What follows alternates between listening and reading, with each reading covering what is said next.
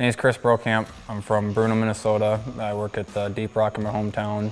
For the most part, my strategy for diagnosing was general reference of what causes what to go wrong. It was no crank or no cam sensor. It would run, but it wouldn't have the cam sensor signal, so I was checking my voltages. Basically just step by step, one to the other to the next to figure out where the problem lies. Depending on the website, like Identifix, they had troubleshooting, so they had people's confirmed fixes. Identifix, it was the one that was injector faults, and I was looking for, originally I thought it was crank sensor because it didn't start.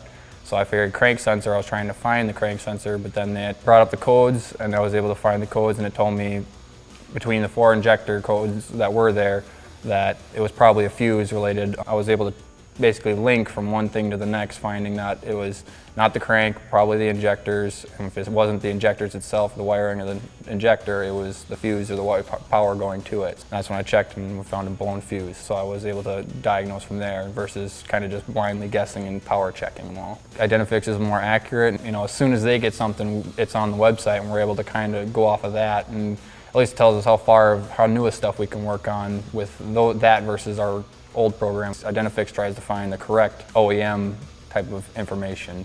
I'm able to find stuff on there a lot quicker than I am on any of the other websites. The quick links to be able to go into certain things.